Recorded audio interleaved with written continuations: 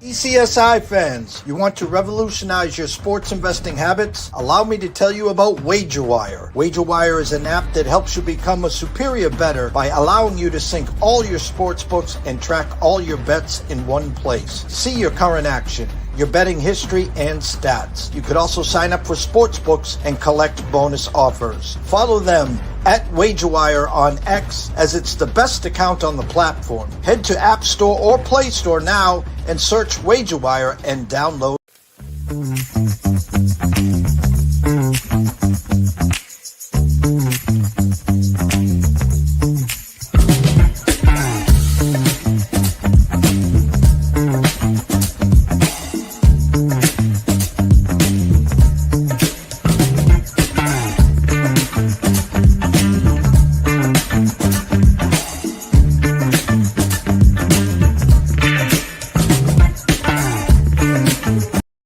Excuse me, Mr. DJ. Hey, check this out. We got a great show coming your way.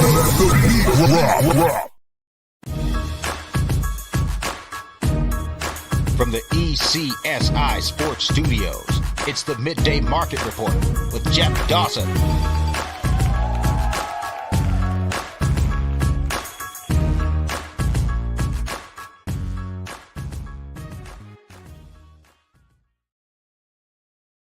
Good morning, sports fans from all around the globe. I am the host, Jeff Dawson, East Coast Sports Investors, and it's that time of the morning / midday market report. Good friend and colleague, Mr. Andrew McInnis. You can go follow him at McInnis Picks at Wager Talk.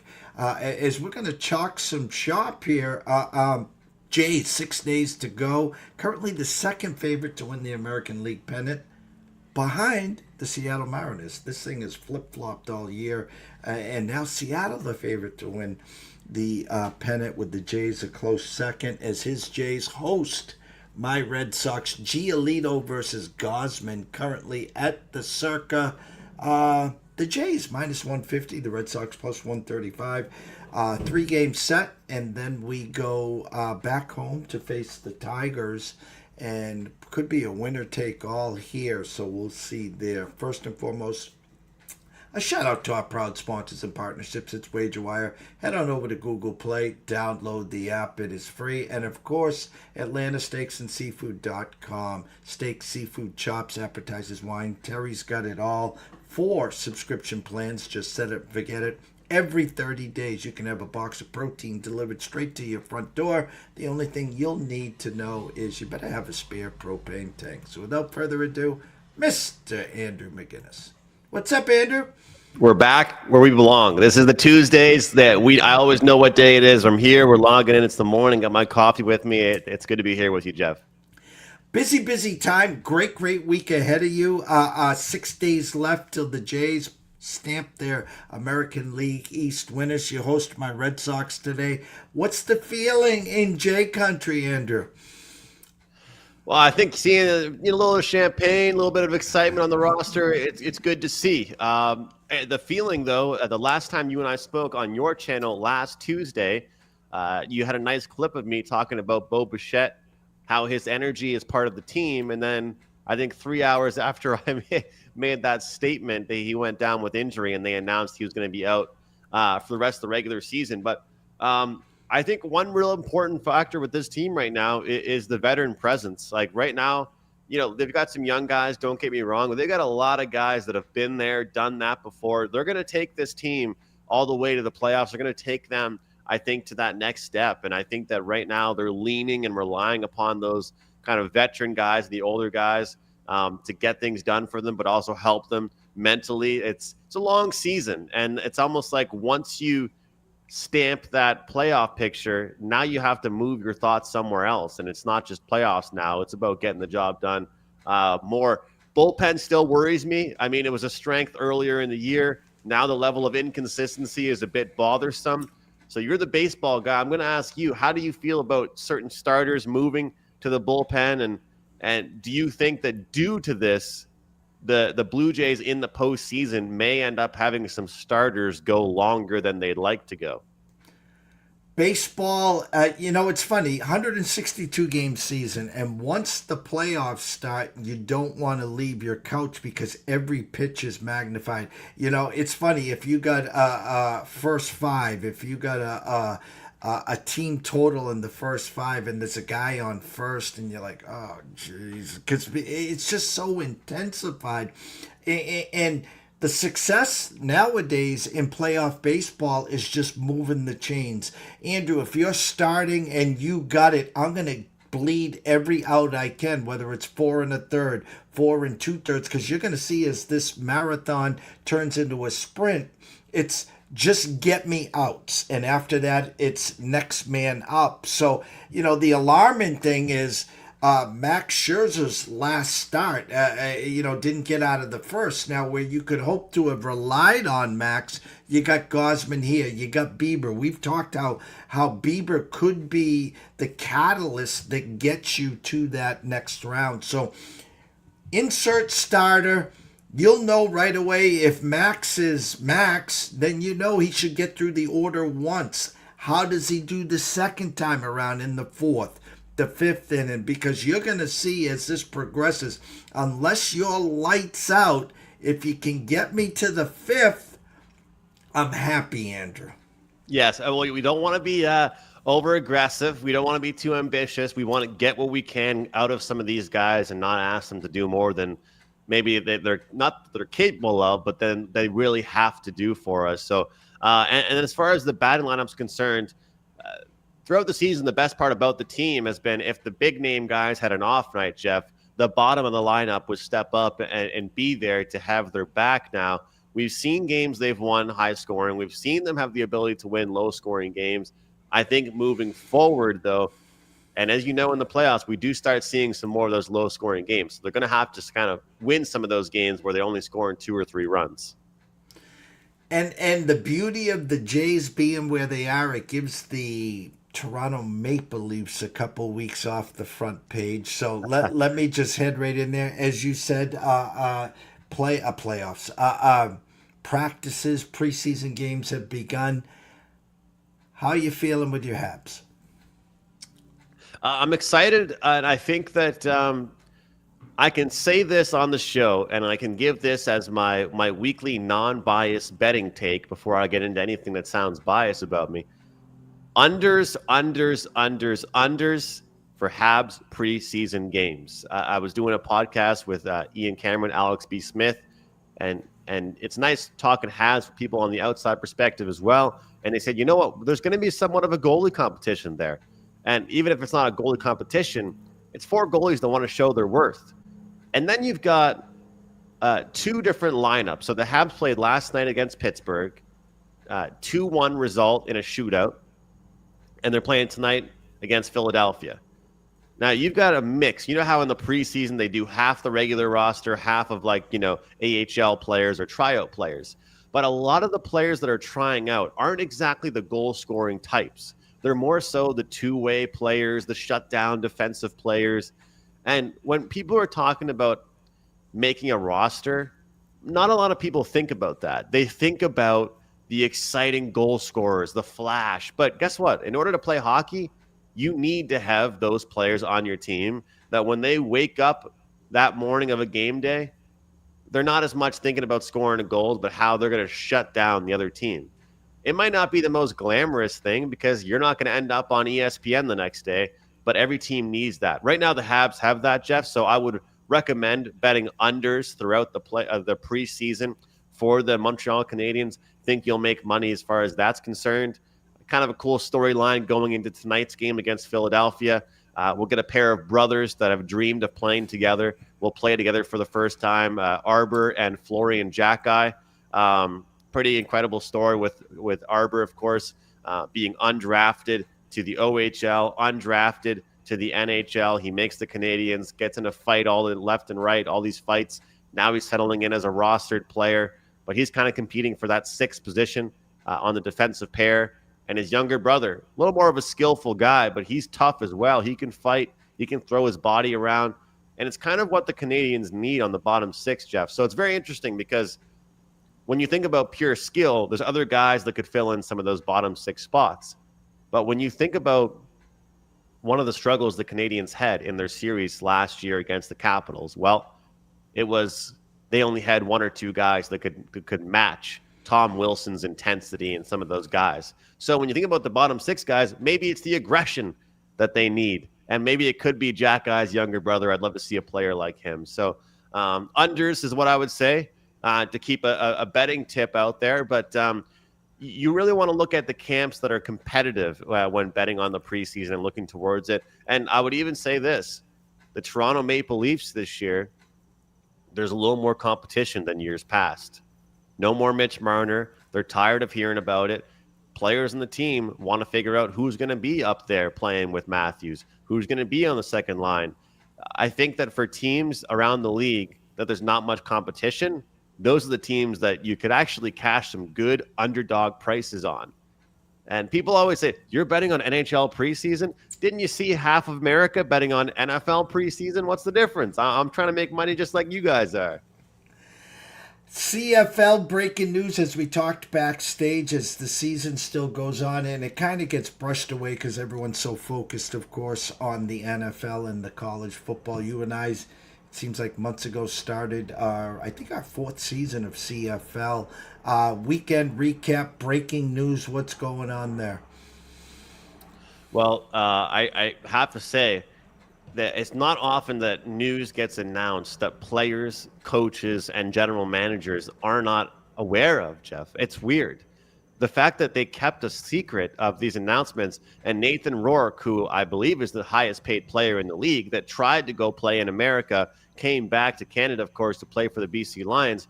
He said, hey, look, you're right. I did try and go to America, but I'm still a Canadian football player. When I grew up, I watched Canadian football.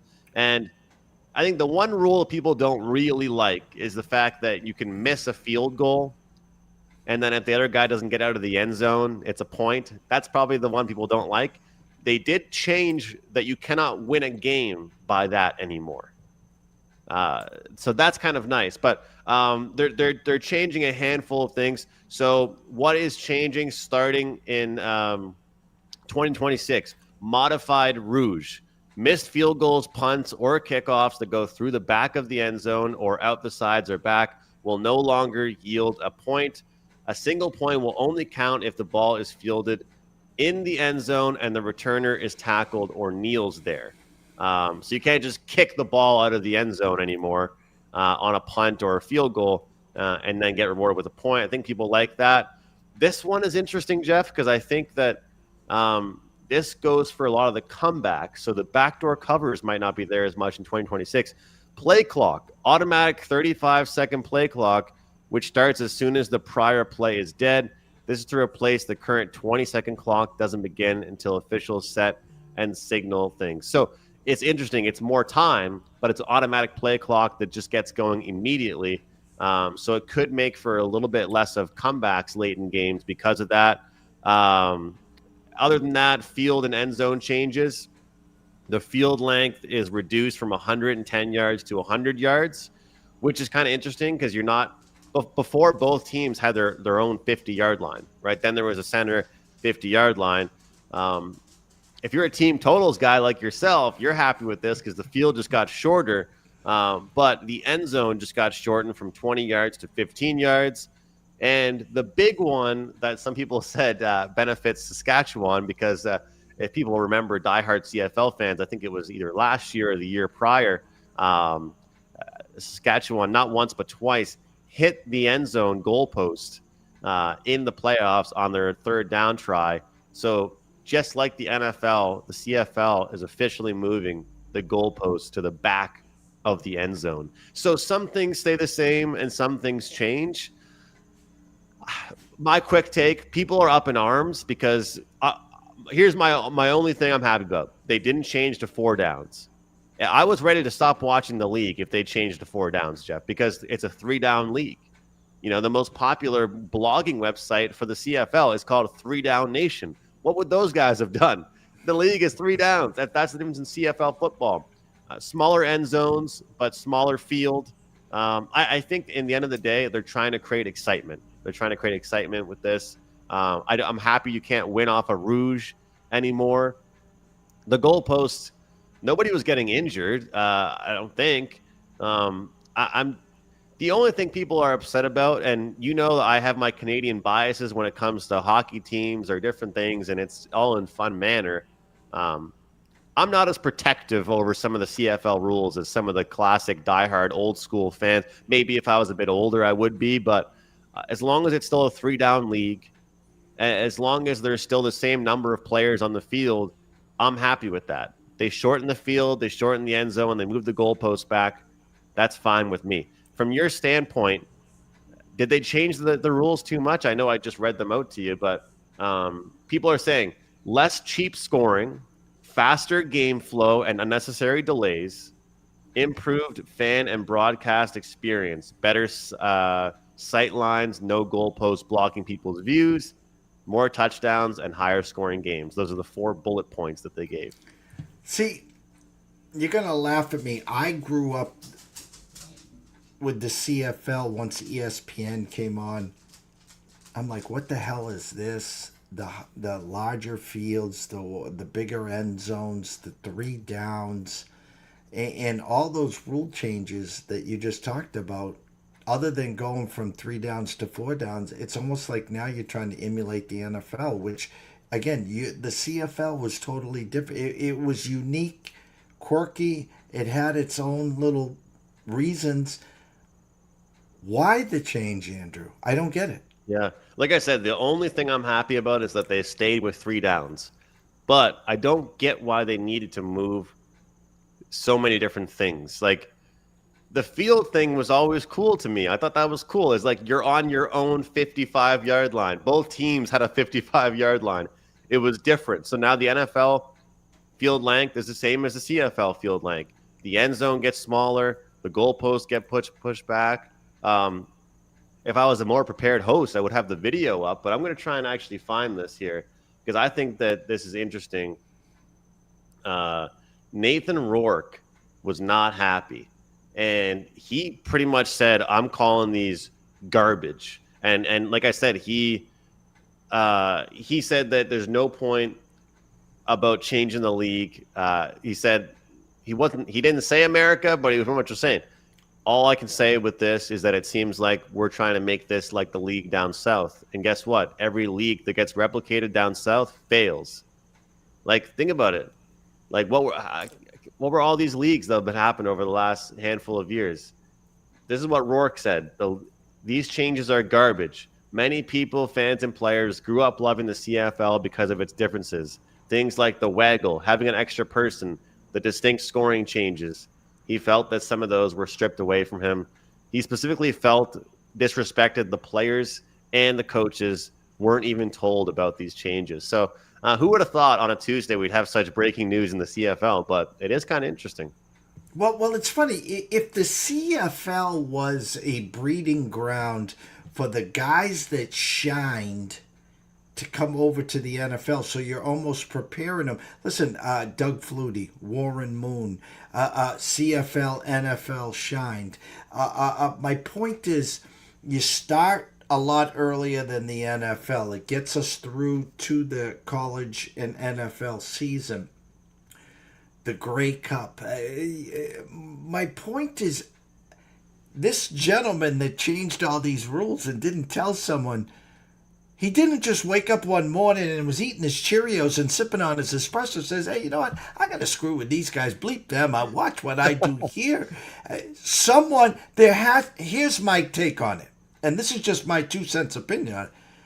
There's money behind these changes, and someone came to this gentleman and says, all right, we need you to do this, this, and this, and then next thing you know, you get a big contract with so-and-so because the changes are, you're not replicating the NFL, but you're a lot closer to the NFL than you were yesterday. Yep, you're right. Someone's telling them. But here's what I don't get. Jeff, me and you are breaking down games. We're seeing totals of 52, 53 and a half, 54 and a half. Is there not enough scoring in this league already? Maybe the first 3 or 4 weeks we see some unders, but it's not like we're hurting for scoring here. So I don't know. I think that we have to be open to change, but at the end of the day, like I said, if this moved to 4-down football, it wouldn't even have been CFL anymore. So I'm happy about that at least, but it's going to be a little bit different next year for sure. Weekend recap and any early thoughts for this weekend? Well, weekend recap, I'll tell you what, just when you think Winnipeg's dead, they're still alive because they come back and they turn it around. It goes to show anybody can beat the Ottawa Redblacks, 26-18 result there. The Elks continue to be covering machines. We did talk about the Elks on your show last week. Hey, they won't win, Jeff, but they're going to cover the point spread. That's all they care about for us. They're not winning games anymore. Back-to-back games against Toronto and against Hamilton. They cover but don't win. At least this team is making us money now. Now I know why they're your team, because they print tickets. They just don't win the games outright. And the Lions, I mean, I said last week on the show, and this is why I'm a little bit bitter. Sometimes, what's the expression? I think I've heard you say, if you didn't bring me to the dance, or what's that one? If you didn't, what, you know what I'm talking about. If you didn't invite me to the wedding, don't expect me at the funeral. Exactly. So that's how I felt about the Lions, is that I wasn't betting on their team total during the big run. So I figured the second that I jumped on it, it was going to lose. Well, joke's on me. 52 burger against Calgary on Saturday night. So they're looking pretty good. And of course, the Alouettes, they end up with just a small victory over the Argonauts. That one was a bit frustrating because I had the CLV. You know, I had -3.5. I texted you earlier in the week about it. And me and you knew exactly what happens when you do that. But the line closed 6.5, 7. And, of course, they only win the game by 2. So that was a bit frustrating. But I haven't locked anything in this week yet, Jeff. To be honest with you, I don't have much to mention. The only thing I'm going to say is that teams going into bye weeks continue to struggle. That happened with Ottawa again. But teams coming out of bye weeks have actually been pretty good. So that could be something that we can consider. Saskatchewan, I think, is a team that I want to look at this week. They're playing the Elks. The Elks, back from a 2-game swing out east. They were getting points in both games. They were +3.5 against the Argos, +5.5 or 4.5 or 5.5 against the Ticats. Now they're +3.5 at home. Give me Saskatchewan on the road favorites. This seems like a buy low spot on the Riders. This seems like a spot here where the Elks have been covering point spreads. They've been hanging around with teams, but hey, I don't think they're that good. I think Saskatchewan's going to be ready for this one, be locked in, and they've been kind of getting bounced around by other teams recently. They're going to prove who they are in the West. And let's be real here. Over the years, where has Edmonton covered the most point spreads? On the road. Like they're gonna put on some, you know, even though they lost, they're gonna look good in back-to-back road games, come back at home and lose. That's what I'm hoping anyway. NFL, not for long. Any given Sunday, your Green Bay Packers fly from Lambeau Field to the dog pound of Cleveland. Opened at 8, closed around 7.5-point favorites. A very lackluster first half, 3-0, 10-0 lead heading into the fourth quarter. You get caught with your pants down, lose outright 13-10. You know, for some of the people that already had anointed them prior to kickoff, were the favorites in the NFC. Excuse me. The bottom line again is, I mean, truth be told, listen. You got caught peeking. You knew you were coming to Dallas next week. You thought you could just limp right through the dog pound, come out there 3-0, and get ready to beat up on a CD Lamb-less Dallas team. Now 2-1, kind of need to step on Dallas's throat there. Got to be disappointed, Andrew, with your Packers. Yeah, you could talk about the flat spot. You could talk about the first 2 games, how nice it was. The primetime Thursday night game against the Commanders, looking pretty good, better than most would have thought. Covered that point spread, looked good against the Lions, and then you put together that spot. I mean, let's try not to be so predictable here, guys. Let's try not to fall into these third week's flat spots here. I was kind of shocked by that. But not only did the Browns, of course, cover, as you mentioned, they win the game. So that's kind of tough to see as their first loss. But I think this is a defense that the Packers can come to play against. I might be looking at a Packers team total coming this week against Dallas, so we'll see about that one. But it seemed like the Cleveland Browns are going to be a team that in those specific point spread ranges, maybe they can catch teams off guard. I tried to do it 2 weeks ago, which is why I didn't jump on them against my Packers against the Ravens. And it was looking good for about 2.5 quarters until the Ravens ran the score up in the fourth. But I think the Packers are a good bounce back team, especially after outright losses against teams as talented or I guess as big of underdogs, I should say, as Cleveland were in that one. I'm going to ask you about betting on teams that we don't even know the full starter yet. How do you feel about the Giants plus the points this week? That's one that I'm looking at, and I'm already planning on betting Jackson Dart passing yards. I don't even know if he's the starting quarterback because I saw a quote from Coach Prime talking about his son watching on the bench, and he goes, "Hey, I never really learned much from sitting on no bench. I didn't learn stuff from sitting on a bench. I learned stuff from playing." Well, maybe his son's learning stuff from playing, but I don't know how much Jackson Dart is learning from Russell Wilson throwing the ball at field goal posts. Do you think we see Jackson Dart? And if we do, I'm in on that plus 6.5. Yeah, shorter week coming off the Sunday spot against the Chiefs. He had four opportunities to get the cover. That he didn't get the memo because the world was on Kansas City. It looked like the trap game there where again Kansas City would win and the Giants would cover. Well, Russell Wilson said, "Not so fast, guys. I'm not going to let that happen." We all know it's not if, it's when Jackson Dart comes in. How many losses in a row can Dable take here? Here comes an undefeated Chargers team.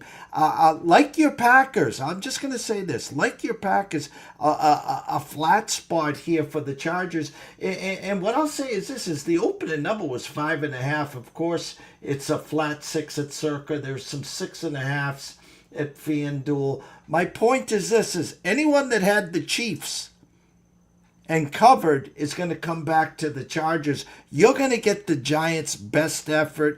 Tyrone Tracy out 2 to 4 weeks. Insert Cam Scatterboo. Here is, Harbaugh won't let Chargers get flat here. But for me, and I don't care if it was Eli Manning, Phil Simms, Russell Wilson, Jackson Dart. Right now as it sits, 11:42 on Tuesday. For me, it's a Giants or nothing play. Mm-hmm. I'm right there, and it makes me feel better that I haven't had many big plays on them so far. I did have them as a small play in week 1, but I didn't really have any big plays on them. Not really any official, 3% or higher plays at Wager Talk. So I think this one might be a spot that I'm looking at here, and bad start to be a New York football fan. We'll put it that way this season. No, and just looking at the market from an eye standpoint, how I do, Pittsburgh's been an every other week team. Insert Carson Wentz, Minnesota, who looked great against Cincinnati and Browning. Of course, Browning, that's what he does for you. 2.5-point favorites there. The shocker in my eyes is 2 undefeated teams. What has Baker Mayfield done in the first 3 weeks? He's willed his team across the finish line at Atlanta, home against at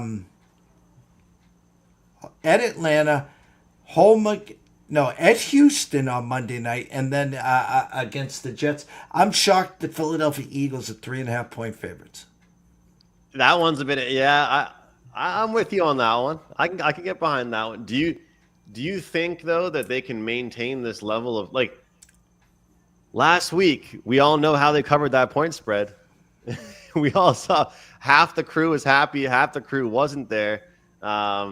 Is there ever going to be a flat spot? Is there ever going to be a spot where, and again, they find themselves in this 3.5 range. One thing I've noticed is Jalen Hurts passing props, and Jalen Hurts shows up in close point spread games, and in games that they're big point spread favorites, it's just Saquon Barkley games. So in this one, I was just planning on having Jalen Hurts passing props or looking at some receiver props. I've noticed that in games they're going to blow somebody out, it's all running for him and Saquon.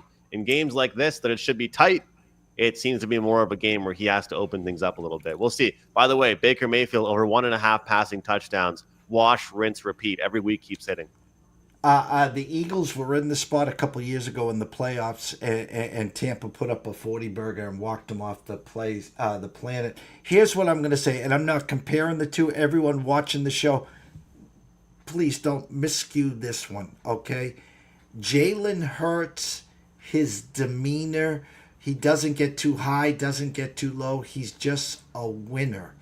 Yep. That's all he is. He's got the Tom Brady mentality right now. I don't care if you got me on your fantasy team and I didn't throw a touchdown. I don't care if I didn't cover the spread. I don't give a rat's ass. We just won and we're moving on. That's the mentality he's got right now. That's all he cares about. Get the job done. Get the win. The other couple that just kind of jumped out at me. Listen, I know I didn't have this on my bingo card, and I'm almost positive you didn't. Baltimore travels to Kansas City, 425. Opened as 3-point favorites, now 2.5 in a couple spots. My point is this: the loser of Baltimore and the Chiefs will start the year 1-3. Andrew. Yes, crazy to see. Crazy to see. How about this? Whatever team scores first, take the other team to win the ball game. How about that? And that's just a quick look here. The Bears 1.5-point favorites now a pick 'em against Vegas. It's Vegas a bust right there for me. Your Packers opened. Listen, shame. I won't go there. 4.5. They opened up. Guys, the Packers opened up 6-point favorites, but it was 4.5 in some spots before CeeDee Lamb, so I'll give you guys that. Some 7s, some 6.5s there. We talked about that. 2 games again on Monday night. Jets travel to Miami. Miami 2.5-point favorites there. Denver only 7 against Cincy. You'll see a different Cincy team. And it looks like there is some regression in Mr. Bo. I was going to say Bo Jackson, Bo Nix there, sir. Yeah, I was a little bit worried about it. I had the Broncos over the weekend for a small play, and it's the consistency level that I don't like. It's the closing out games that I don't like. And he used to be a guy that was, count upon to throw the ball deep a little bit, and now they're trying to be a little more careful with him, which is not really a good sign at all. No, it seems like that Sean Payton thinks he's got Alvin Kamara back there. Hey, Sean, can you let R.J. Harvey run the damn ball once in a while? There's my rant there. Go follow Andrew at McInnis Picks at Wager Talk, WT.buzz/A&M. As we always wrap up this spot on the show, tell them what you got behind closed doors, sir. Yeah, look, guys, we got a new hockey show starting 10 p.m. Eastern, Monday through Friday. $5 Tuesday. Always get one play from me for $5. Today will be an NHL preseason game available for just $5 at wagertalk.com. And right now, you buy 1 month of the NHL. We'll throw in the entire preseason at no added cost. So look forward to a great start to the hockey season. Good to be with you as always, Jeff. And about to hear Gabe Morency vent about the new CFL rules. So I'm happy I have that page pulled up already. We'll talk to you later. All right. God bless you. Take care. Go follow Andrew, of course, at McInnis Picks. And you can go follow him, of course, on Wager Talk, WT.buzz/A&M. Guys, it's been a crazy 72 hours here for myself. Done a few shows here tomorrow at, tomorrow is Wednesday, 11 a.m. Matthew George will be back talking some WNBA, talking the NYC, Jets, Giants, Yankees, all that good stuff on Thursday. Tyler Wyatt will be back from Odds Culture at Tyler Wyatt Bets, and Matt Grissom on some Westgate and SEC talk. Guys, I want everyone here to take a step back. I want everyone here to breathe. Enjoy what you're doing. If you're not happy, fix it, correct it. For me, I always talk about, there's 7 days in the week, 6 days on the fire hydrant. One day I get to be the dog, but I'm going to really try to turn the page, turn the cheek, and just be more grateful. Look at the rose, not the thorns, because, as bad as you might think you have it, take a look to your left and the right, and that person might be just looking at you and saying, man, I wish I could be you. So for myself, Jeff Dawson at EC Sports Invest, I want to thank everyone here. I can't do it without you guys as we were trying to wrap up our 10th season of public service. Guys, enjoy the day and see you soon.